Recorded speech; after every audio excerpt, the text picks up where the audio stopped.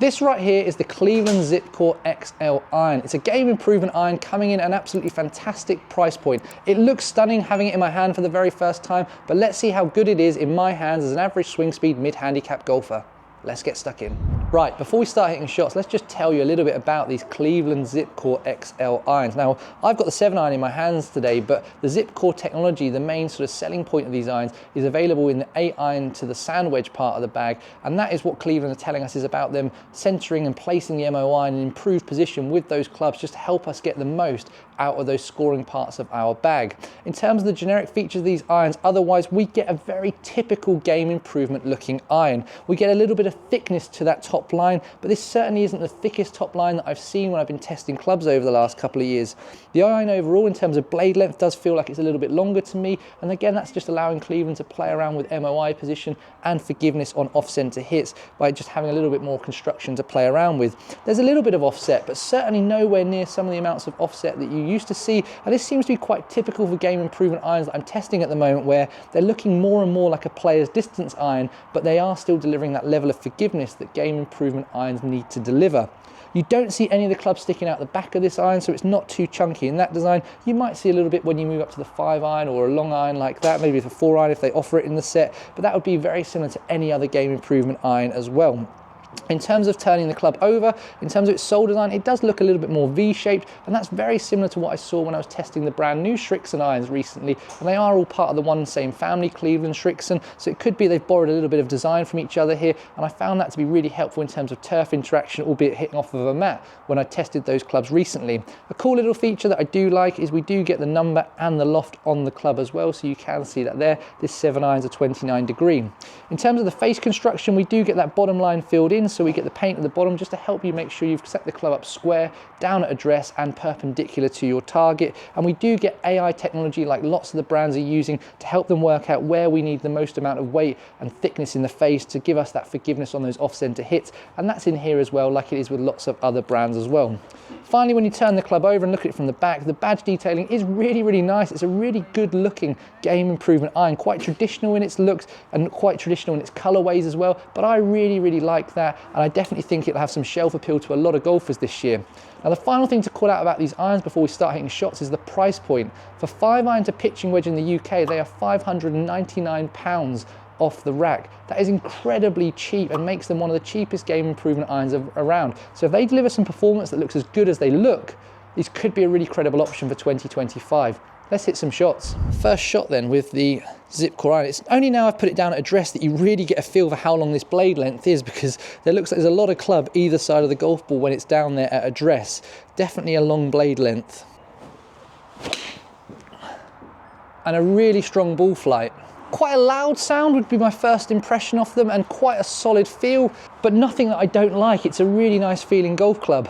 And based on those numbers, it's a really strong performing golf club, because we've got 112 of ball speed, 163 of carry, which is just really long for me, as you'll see when we compare to my own irons later on, delivering 4.4 a spin. Great number for a game improvement iron, and it went 106 feet in the air. Now, if you watched my review of the Srixon irons recently, I was amazed that they kept going above 100 feet in the air and landing close to 50 degrees. This iron's just matched it, first shot I've ever hit with it. It's a really good start, a really good start. Oh, I'm excited by these. Everyone knows that I think golf is expensive, and if you can find some irons that perform the same as a lot of the others, and they are incredibly cheap, you should play them. This could be one of those irons based on that first shot. And that second one. Oh yeah, baby. They are good. Couple of yard push down the left-hand side, might be a little bit shorter.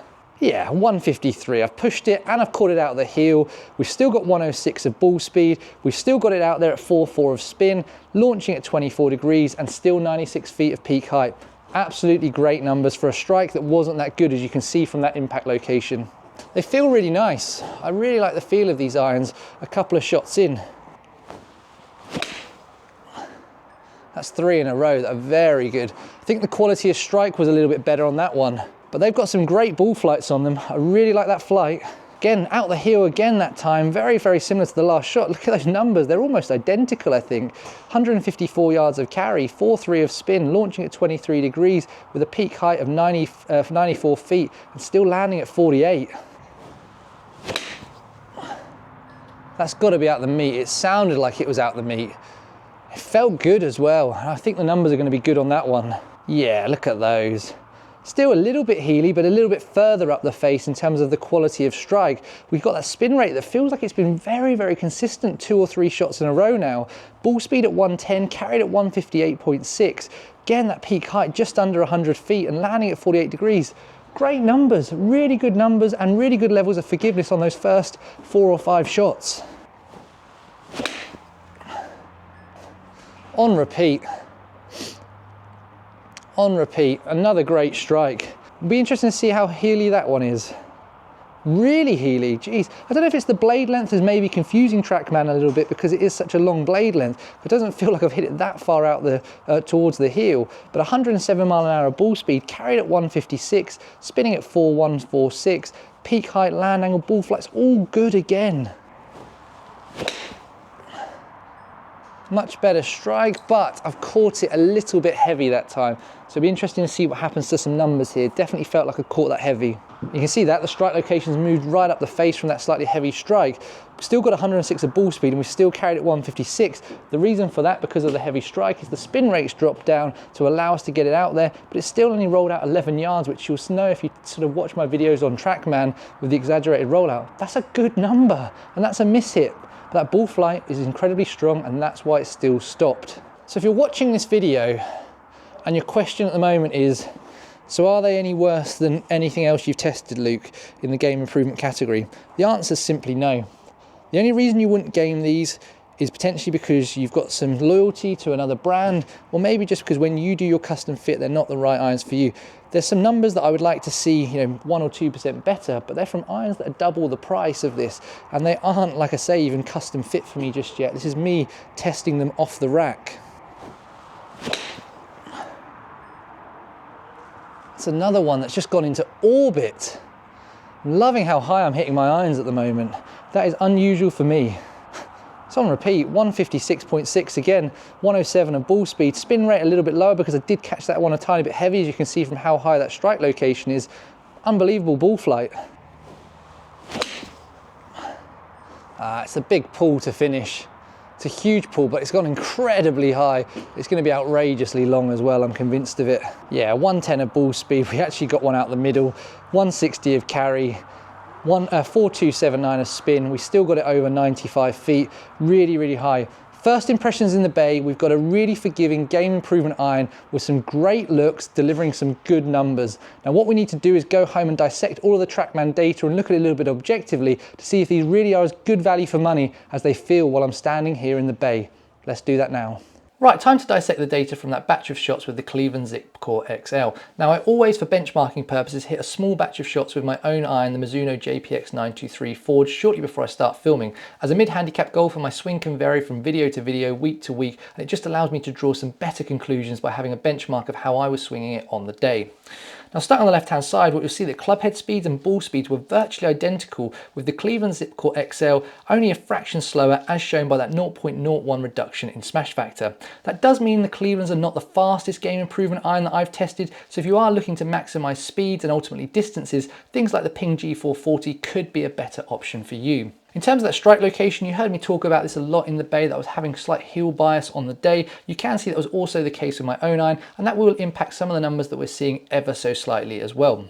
Spin rates with the Cleveland ZipCore XL were quite consistent and quite typical from what I usually see from many game improvement irons at 4193 RPM. As you can see, that was about 320 RPM lower than my own Mizuno, but that is a player's distance iron and it does have 1 degree weaker loft, and that will make a small bit of difference as well. Ball flights were good with the Cleveland ZipCore XL and definitely one of the strengths of this iron. Launch angles were 1.3 degrees higher, peak heights reached a massive 97.5 feet on average, which was 6.1 feet higher than my own iron, and land angles were 47.9 degrees, which is also 1.3 degrees steeper than with my own Mizuno.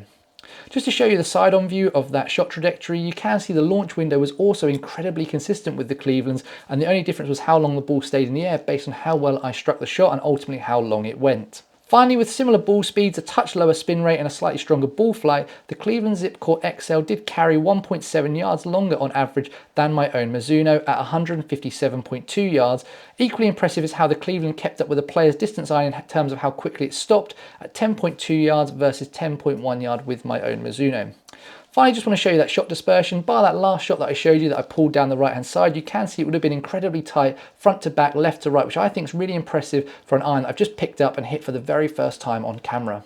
So overall, I think the Cleveland ZipCore XL iron is a really good game improvement iron. It delivers a strong, towering and consistent launching ball flight with some good spin rates and some good distances in a package that looks like a typical game improvement iron with a traditional look and a price point that is absolutely outstanding versus other irons in the game improvement category.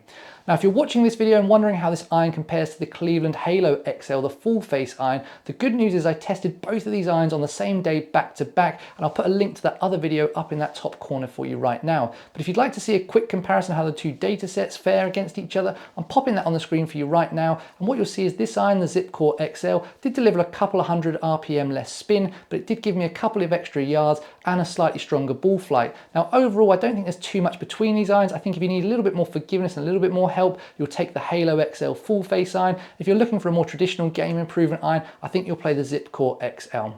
Now, if you've got some value out of this video and you'd like to return the favor, it's really simple. All you've got to do is hit that thumbs up button down below. That lets YouTube know that golfers just like you may be interested in watching my video. Equally, if you're not yet subscribed yet, hi, I'm Luke, the Weekend Tour Pro. If you press that button down below, you'll subscribe to my channel and you can get notified of all my videos as they land on YouTube every single week. Equally, if you think you might want to watch one more of my videos, two options are popping up for you on screen right there. Press one of those and you'll be taken to it straight away.